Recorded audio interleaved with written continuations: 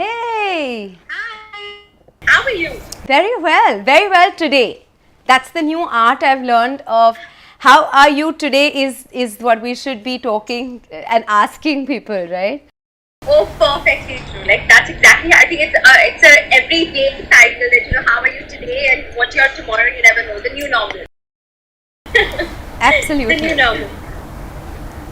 So, yes. So I was just telling everyone that this is the topic, the super athletes, that we forget the basic values of resilience, of gratitude, and it really takes something like the COVID-19 for us to realize that we just can't shield our kids from every crisis. They have to Absolutely. face some of these on their own, and it's on us to kind of prepare them there. And have we managed to prepare them? So would love to get your thoughts on that, Mansi. And guys, before I begin, I should first introduce Mansi. I don't need to, but of course, that's Mansi, a good friend and a super mom, and most importantly, the super savvy, founder of this amazing parenting platform, Kids Talk Friends. Someone who's inspired me through my parenting and mom's loving journey. Thank you, Samridhi, and thank you for not calling me an expert because you know what? If everybody who's said that to me, I get so nervous because I tell them, listen, I'm probably making the same mistakes. I just have the experience of the last 11 and a half years to get this right, so I hope I'm getting it right. But no, really, thank you, and I agree with you that yes, it's taken us now until now to figure out okay what is resilience, and everybody's and it's very strange that people around me talk about okay, I'm getting frustrated, I'm getting fried, I want to do something, or questioning, or people have found this new thing of saying I found a new self, or which is great. I find it very hard to even discover that boredom because I've just not managed to have the time. And also my kids, they've not complained one single day in the last 4 months. I know 13th March was their last day in school, and it's 1st of July, and I haven't heard them say that mom, I am bored in the last so many days, and I don't know how. Like every night my husband and me only thank our stars that we have kids, the kids that we have, because I don't know how to do it any other way. I'm just very thankful that they've been very very good with being tough in tough times, and I think it's really helped us bond even more as a family. And I think the topic that you shared today, Samridhi, has really made me think. And I must tell everybody who's watching, when Samridhi sent me a few of the questions, my husband and me were discussing, and I told her this over lunch. I was like, last having a chat with my husband this afternoon over lunch, and I said, Nakul, how are we doing this, right? Like literally, how are we doing this? Like, how do you think we've managed to raise resilient kids? Do they understand success, failure, and what are they getting out of us? Like we just feel like we're in the act of doing, but are we getting this right somewhere, right? So we were just discussing, and the answers, of course, I'm going to leave to Samridhi to share the questions, and then of course share the answers with you guys. No, but I think it's something like you said. That we don't think about it. We get so wrapped up in raising, being the perfect parents, raising these perfect kids. But I think one thing that we forget is raising resilient children. I think let's begin with that. What is a resilient child? Like, what do we mean when we say that we want to raise a resilient kid? See, for me, resilient, and I'm gonna say this from the book that I recently read, which is Originals by Adam Grant, and I absolutely love the book. For everybody who hasn't, please go ahead and read that. And I'm going to read that out. He says, the more you value achievement, the more you dread failure. And the reason I say that is because what is resilience? Resilience is essentially, basically, the ability to keep coming back, right? To stay unperturbed. And success and failure, which I hate the term failure, but both of these are, if you kind of get one bit of it into your head, then the other one, there's always this seesaw that keeps happening, and that is what a resilient child or a resilient human can't handle, right? The minute you start equalizing that, it'll become a lot easier. So for me, I think a child's innate ability to be resilient already exists, because they keep falling and keep coming back. As they grow older, we inculcate fear, and that pushes their resilience thoda sa piche, right? So essentially, they've been raised to be resilient. As you become adults, that resilience reduces because fear sets in. I don't really give them. I think we should stop inculcating fear of anything. And again, I'm going to quote Adam Grant, where he says, practice makes perfect but doesn't make new, right? The reason I say this is because you will teach your kids, okay, ye mat karo, wo mat karo, keep doing the same thing again and again, because there's always the fear of unknown. But if you're never going to try the unknown, you're never going to create new. And that is such a powerful thought. Resilience comes from wanting to climb back again without fear. So eliminate fear, and fear is always of the unknown. The minute you know how to do it, there's no fear. The minute you've treaded that path, there will be no fear. That's so true, and it's also, I think, somewhere, like you said, fear is the biggest thing, because we kind of, as parents, our fear also stops in, right? Like when we are trying to do something else, we are so scared that, we don't want to talk about things. Like, that people don't want to talk about a crisis. Even if a family, as a parent, you are going through something, it could be a financial issue, it could be a health issue, you don't want to tell your children, you don't want to kind of even introduce that little bit of uncertainty into their lives, and you have to literally control it from every angle, bubble wrap it, which I don't think really works in these times, right? No, absolutely. And you said a very brilliant thing. And again, I'll quote somebody I really follow is Eckhart. I don't know how many people love listening to his podcast, but he's amazing. And he talks about fear always is this feeling of not being in control, right? What is uncertainty? It's a time when you can't control things, right? Now, the minute you feel out of control is when fear sets in, or uncertainty sets in, or anxiety sets in. What I always tell people is there are two kinds of, uncertainties. One that you can control and one that you can't control, right? Something like a pandemic, which we are in today, there are few controllables and there are few non-controllables, right? What is left to you, you must do that. And what is not in your control, there's little you can do about that, right?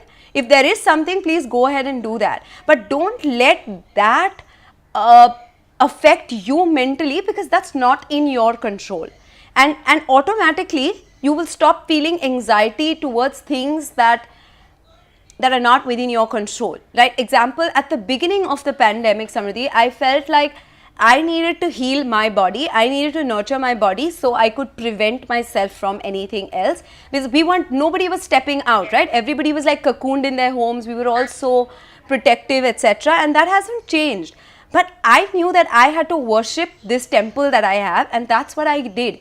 Now, what is happening outside, the news that is happening outside, everything, you need to cut off yourself, or, moderate that, so you don't let that impact you or affect you. And likewise to your children, right?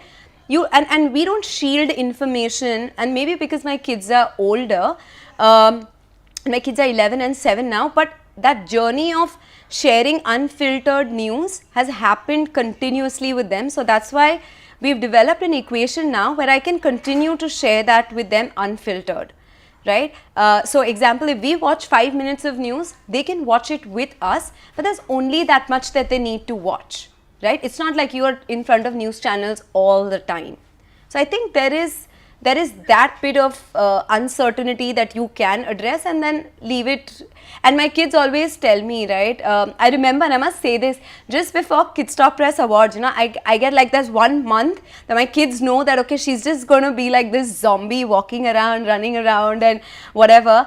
And I'm telling you, I think 3 or 4 days before the awards, my daughter came up to me, and, I was just like flustered, and she came to give me lunch in office, and she's like, Mom, you can do what you can do. You can't do everything. And oh my God, I'm telling you, my biggest, I'm telling you, and I actually wrote that on my Instagram page, that, it's bound to feel, you're bound to feel anxious, but you can only do that much. So leave the rest of it. Don't think about it. That's amazing. And how do you think, like, what you said is so true that, it's about making, bringing the kids as part of the process. Like you said, during your awards, the kids around you knew what you were going through, whether it's anxiety, whether it's, the little bit of a fear, all of that together. So I feel like, how to build that, gradually start building that communication, and also on a day-to-day basis, are there other things that you can include that can help, start building that little bit of confidence in the child, and that little bit of, the feeling, that inner strength that, I need to look within every time I feel that I'm faltering. So how can you start building that from, like, on a day-to-day basis, in small ways?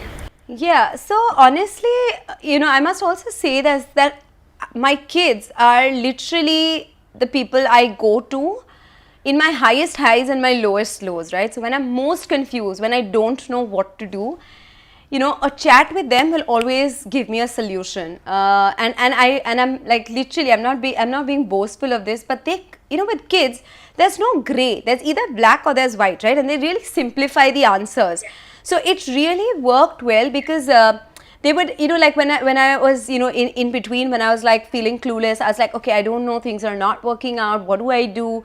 And my daughter actually came up with this, that, hey, you're constantly doing this one thing. Why don't you try monetizing that, and it'll really work? And it worked. Like, next day I picked up the call on my team and I said, guys, let's do this. And it worked, Samridhi. So what I'm trying to say is that I think the biggest thing is that they have seen Kids Stop. I mean, literally, Kids Stop Press is as old as my younger one, right? Who's 7 now. So I think in a way it's crazy that they've seen it.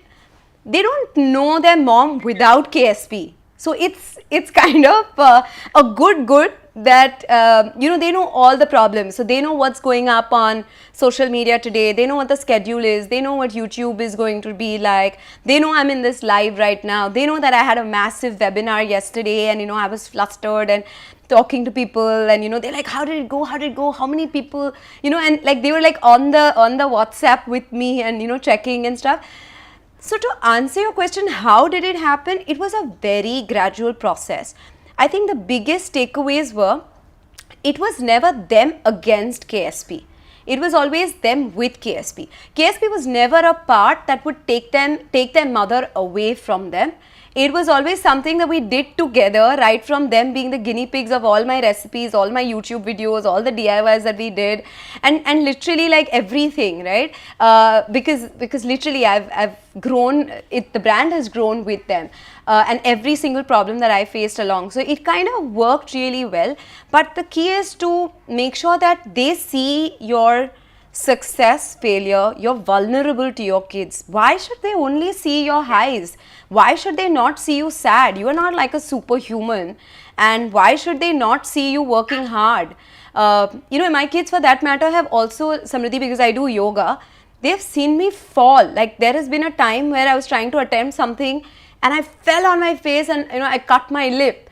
And my daughter's like, are you okay? Are you okay? But she's seen me through that phase also, and then rise up again and still show up on the mat every single day, right? So how is she? So that's the only way they know that, listen, you fall, but you keep getting back at it again and again. So I guess that's really what it is. And also, I've never taught them success and failure. For me, there is no failure. Either you succeed or you learn, right? Because that's what it is. There is no room for failure. What is essentially learning is the gap between learning or failure, however people may term it. It's literally the gap between expectations and reality, right? And the only way to bridge that gap is to ensure that you work hard and there's discipline and you keep trying. Right? It's as simple as that. Like, if you want your child to come first, but she came fourth or she came last, the only way that gap can be filled is by hard work, is by more practice, right? So that's how I tell them that, okay, it's okay if you didn't come first. I think more often than not, as parents, we get very invested in our child's progress. And that's why it's very hard for us to detach from everything that they're doing. So And I learned it the hard way. Like my daughter used to practice the cello, and I was so invested in it, Samridhi, that I drove her and myself nuts because I tried to learn it so I could make her practice.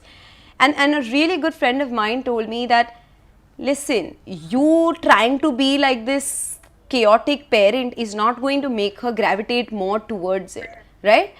So don't do that. I mean, if she doesn't want to do it, she doesn't want to do it. If she wants to do it, by all means support her.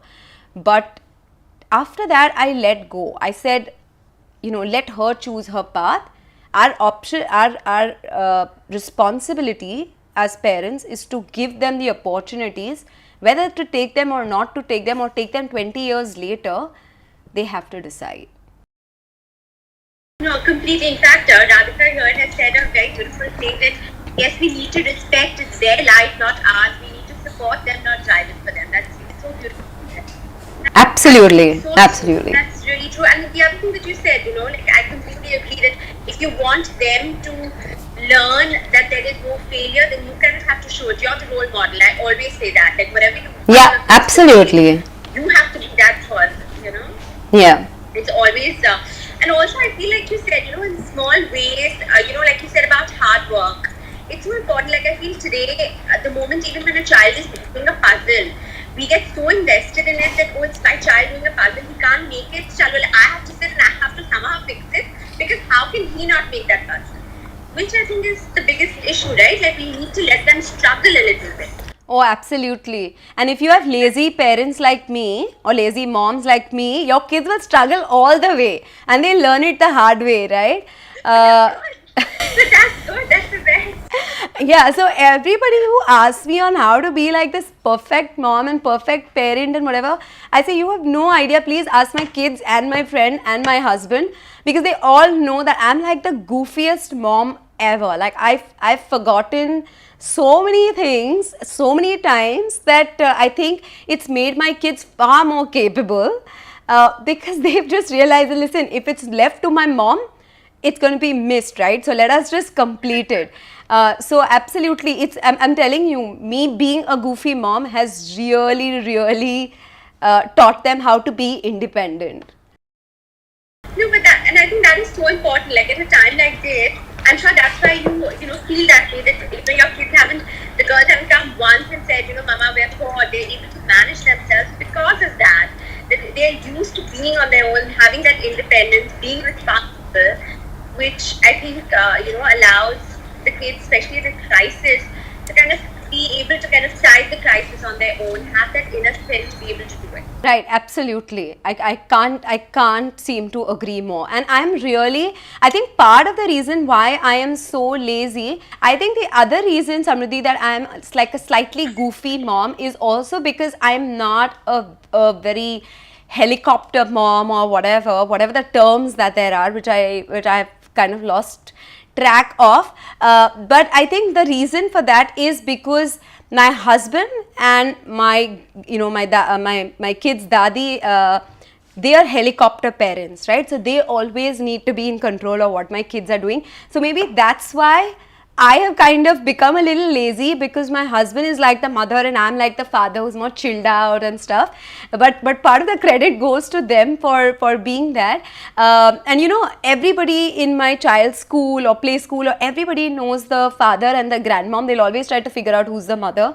And that always happens because, till the time when my kids were about 5 or 6, we didn't send them out with a nanny or anything like that until they could communicate what's going on or what's wrong or whatever. And that's why I think partly that's why my kids are also a little independent, because they will come and read the WhatsApp chat of their class, or or emails of their class and school, etc., because they know that she's going to miss them out, or we will not be informed, or they will be more attentive in school. So I think me not being a helicopter mom has really helped my kids. No, and I completely agree that I can, the moment you let them be, that's when, they at least have that stage where they can make those mistakes, if at all. When you're constantly there, you're being the helicopter mom, they don't even have the chance to make that mistake. So learning from those mistakes will never happen, right? Like that whole idea of building that resilience that I fall and I still get up. if you don't let them fall, they never learn how to get up. Yeah, absolutely. What I also feel is that a lot of parents don't share their lows with their child, which I find very strange because, I honestly feel like if you're not going to share it with your child, if you're not going to be upfront with them, then, they're never going to know, they're never going to learn the value. And, my biggest concern, Samridhi, for a very, very long time, until now, where I've already realized the answer to, was how do you, with the abundance that our kids actually have, how do you inculcate sense of value in them, right? We always had that one treasured pencil box, but our kids have 20. We had that one geometry box and we would be so protective. Our kids have like another 10. We had one school bag and they have like every birthday party that, they go to, they get a new school bag. So I used to keep telling my husband that, how are we going to inculcate a sense of value in them, because they just think they're too entitled. And he's like, listen, it will come. Just keep doing what you're doing. And, sometimes you may feel that your child is not listening to you. But that subconscious thing that you're constantly going pa, pa, pa, pa, I think it plays on their minds sometimes, right? And my mom told me this very, very well, and I just remember this, when I was on my maternity leave at my mom's house. So I said, Mom, I don't think I can do this, right? How am I going to raise this child or whatever? And how am I going to ensure that I do as good a job as you guys did? And she's like, there will always be a point in time till where you can walk the distance with your child, right? After a certain point, there will be that junction where you will have to, your child has to then walk independently. After that, you just need to ensure that, there are going to be no drones of you who are going to monitor your child. But all you need to do is just ensure that if your voice of your values that are non-negotiable for you keep playing in your child's head at a time when he or she has to make an important decision between wrong and right. And if he chooses the right because of that pa, pa, pa that you constantly keep doing, your job is done. You've been a good parent. So I'm just going by that principle that, okay, that nagging that I do sometimes, hopefully when my daughter becomes a mother, she'll realize that, okay, my mom wasn't wrong. No, I completely agree. Like, cannot, I think the thing that my son sees that all I do from the time I wake up in the morning is begin with, son, this is this is that, and telling him the same thing, all the time. But I agree, like, I think the only way that we can ensure that at some point when they do have to make that decision, they'll make the right one, and hopefully they will make the right one. Yeah, totally. Like, I know I was listening to this podcast by Michelle Obama and Oprah, right? The Super Soul. You know what a junkie of podcasts I am. And Michelle said such a nice thing. She said, so Oprah asked her that, how is it to be an empty nester? So she goes like, oh, it's never been better, because I get to do things at my own time, and I don't have anybody who's watching me, so I am extremely conscious of how I'm spending my time. And she's like, it's nice to know that your kids are on your own, and even though you know that there is a mirror that's deceiving them to be like a clear path, and they will bang their head in there, fall, and literally make those mistakes, but that's the time that you step back. But you just have to watch, inhale and say, okay, let them go ahead and walk into that glass, right? So she says it very brilliantly, and she said, you will not be able to change that. It's not going to be in your control, but to be able to just be there and watch it at a distance, but just still be there for them when they come back to you, but just watch it at a distance and not interfere is zen. So I have to get there. Yeah, same here. I think most of us need to get to that point. But yeah, that's so true, and that is like, I think that sums up what the resilience, what we are saying, that that's how we build that resilience in a child. That where you have that confidence that at the end of the day they figure it out. When they're on their own, you can't bubble wrap them. You can't prevent the crisis from hitting them. But you know that eventually that resilience that you've ingrained in them from day one, the values you put in will keep them steady. Right. Yes. I think somebody also had a question here on adversities, and I always look at adversities as a synonym to, or an antonym actually, to opportunities, right? So I always everybody who asks me like, how do you deal in adversity, I just say, look at it as an opportunity to evolve, right? Because what are 21st century kids going to really need? All they're going to need is constant reason to adapt, evolve, learn, adapt, evolve, learn, right?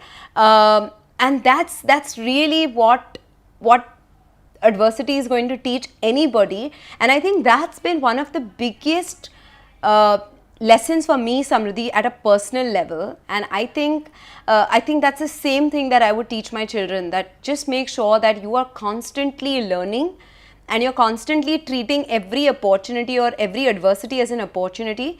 And I also tell them, make sure that you always embrace the adversity, always embrace the problem, because if you resist it, it'll persist.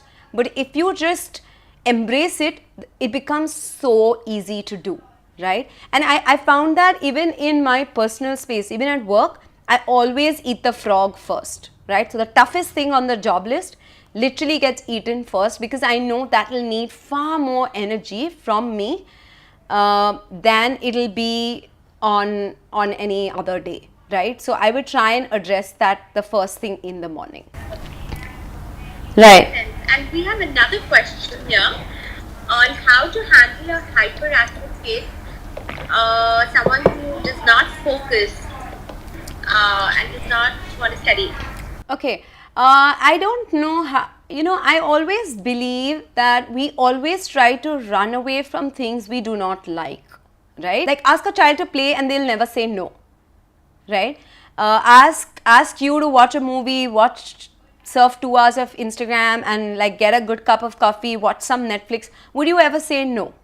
You will not. But ask somebody who's working, then listen, why don't you also work on a Saturday and also work on a Sunday, and you'll hear the person cringe, right?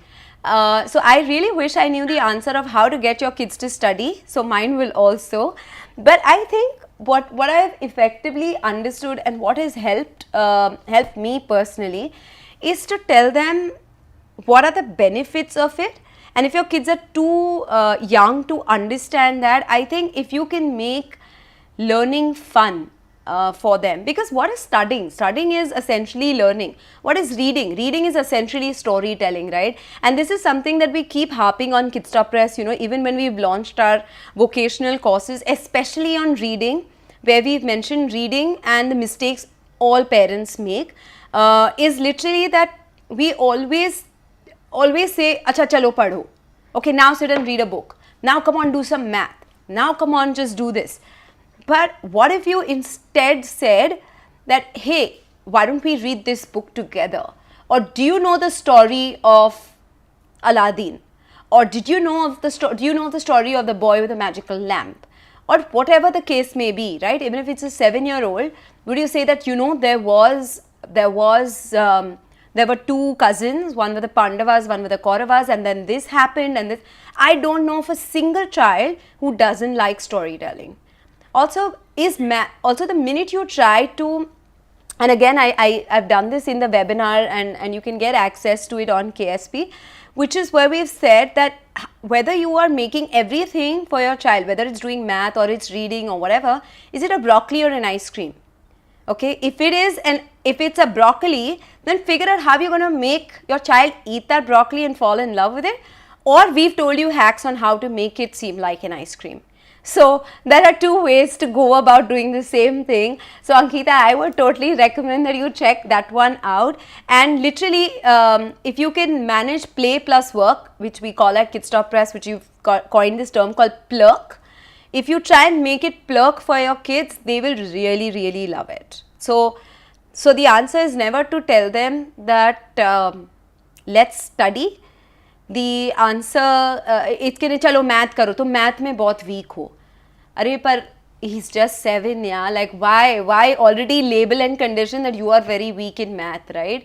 And also, like I said, that, you know, and again I come back to what Adam Grant said, is that child prodigies are both talented and ambitious. What holds them back from moving forward is that they don't learn to be original, right? I've actually noted these points down, which I find is amazing, right? Maybe he's good at something else, right? We all watch these movies like Tare Zameen Par and Three Idiots and whatever. We clap then, we explain it to our children, but when it comes to implementation, it kind of gets fizzled out along the way, right? And trust me, I'm no saint. I've made the same mistakes along with my kids.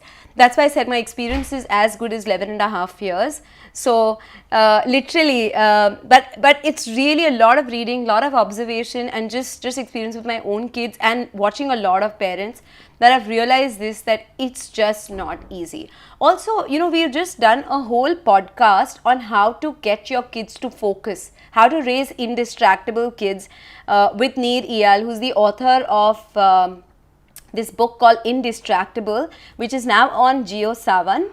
And he talks about it brilliantly, because he says that, one, he talks about how you can be indistractable, and second is how can you raise indistractable kids. And Neer is actually a consumer psychology and focus design person, and he works with a lot of brands on it. And I think it's a brilliant podcast. If Ankita, you can manage to get your hands on, then definitely try and listen to that. That's brilliant. In fact, guys, if you all can, that is one thing I will recommend. Even if you're not as frequent into podcasts, you have to go and hear all the podcasts that have been done by Mansi, raising parents. I think it's brilliant, and a lot of these questions that have come up, I think you've addressed a lot of them in your podcast, you know, where you've spoken about a lot of these things. Yes, you know, whether even communication, right? You know, begin to play and learn.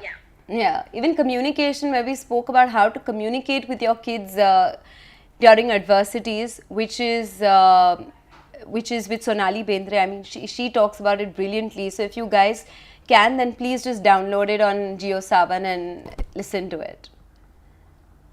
This was great. We had one more question in the beginning. Someone who spoke about, you know, how to manage kids during this lockdown, because I believe a lot of cities, I know Bombay is still in a pretty grim situation where the lockdown is literally a lockdown where the kids are not able to go down at times to play.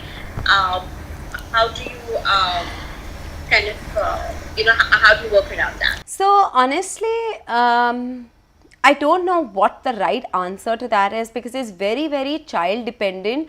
But I'll give you what my experience was in this lockdown.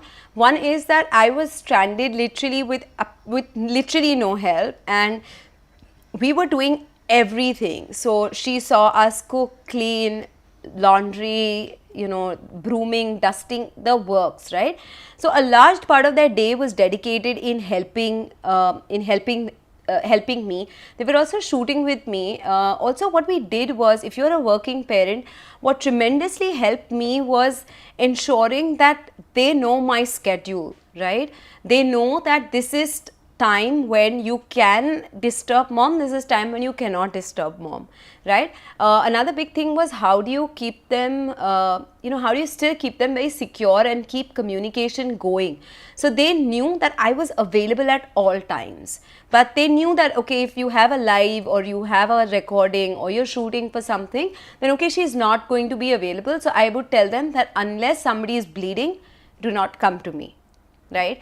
So literally they kind of managed that well.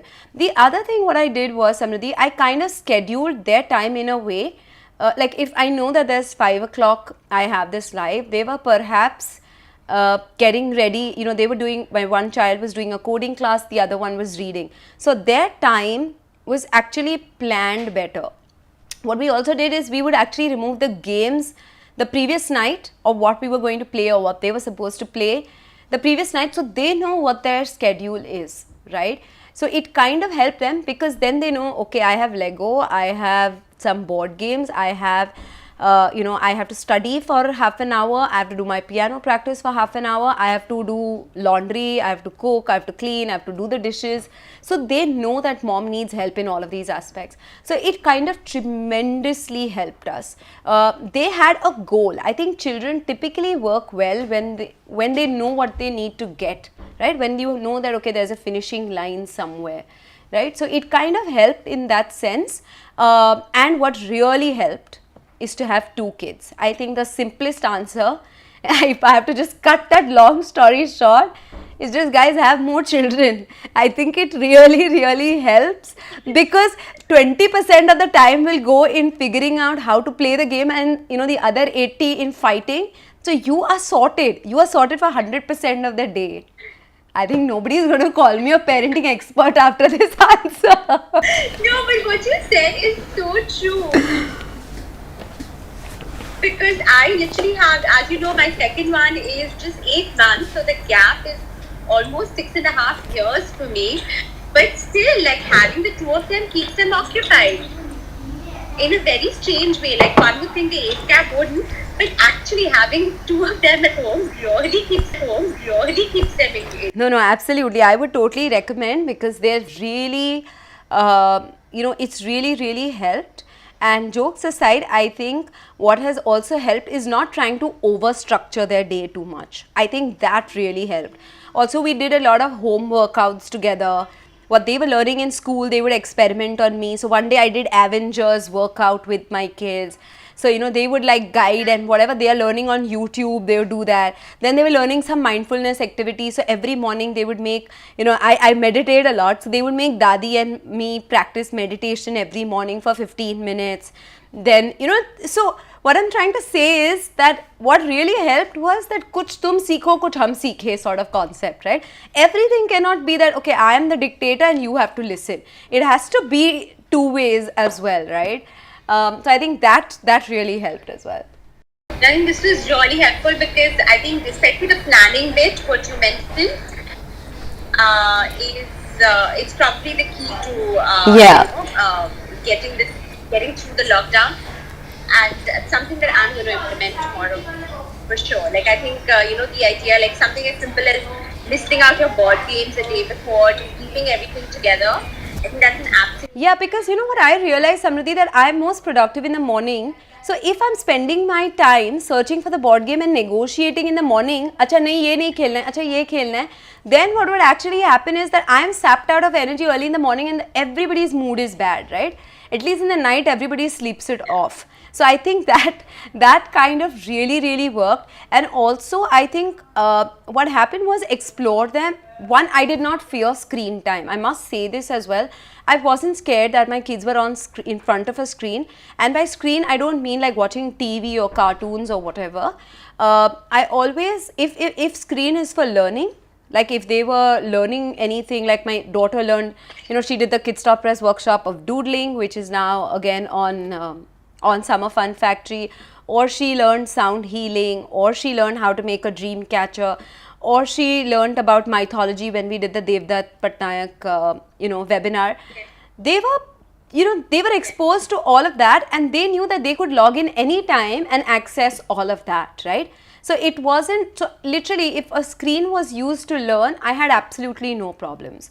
So I think that kind of really, really helped in ensuring that they can have access to classes or learning material at all points in time, and not only when a Zoom meeting is scheduled or something is scheduled, right? Because maybe that time a device is not free, or I'm not free, or whatever, right? Here they are independently watching it, so it didn't matter.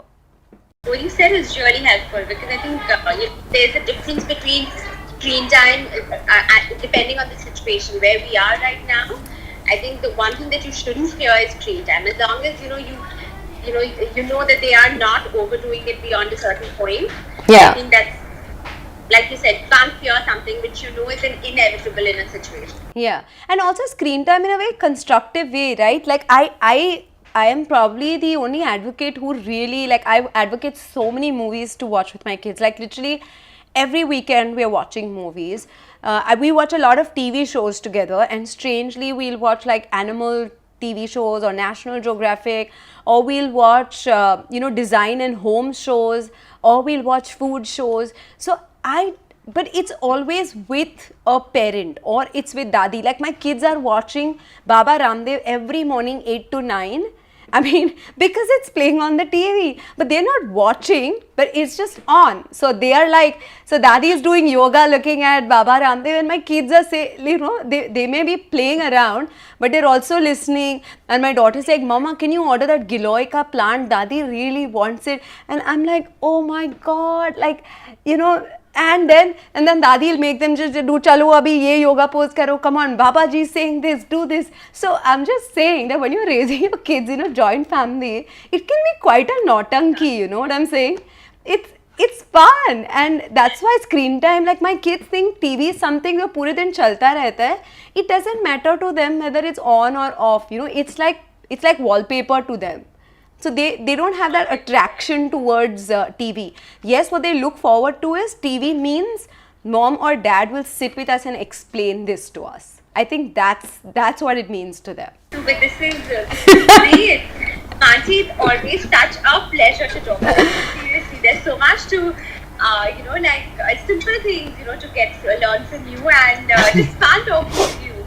So thank you so much. I think a lot of other listeners have just really, really, really enjoyed the conversation. Of course, thank you so much for sharing such important insights on, communication, on how you can build resilience, but also just, sharing these simple tips on, helping people cope with things like screen time, with, letting kids be kids, not being the helicopter mom. So thank you so much for these really simple and... You want to change the adjective to goofy mom instead of being helicopter mom. but that's the best thing. Yeah, and I just like to add to the goofiness is that, guys, if you goof up, don't forget to apologize. Huh? I always go and tell my kids, listen, I'm really sorry. Like I have, literally there's a birthday party this afternoon, and I will be sleeping, and my husband will check my WhatsApp, and he's like, was there a party today? I said, no, it was tomorrow. And he's be like, the party is going on. We are seeing pictures right now. And I would apologize to my daughter, and I was like, Anya, I'm sorry. I'm really, really sorry. And she'll be like, Mom, it's okay. You're only human. And I'm like, so now I use it as my leverage. I'm only human. But that's great, I think it's so important. I know, when I introduced you, I said super mom, but to be very honest, I think it's high time we get rid of that title of super mom, because none of us are superhuman. Baba, I don't want the pressure of the cape. Abhi वैसे भी बहुत pressure है. If I have to add the cape, I'll have to do laundry of one more thing. No.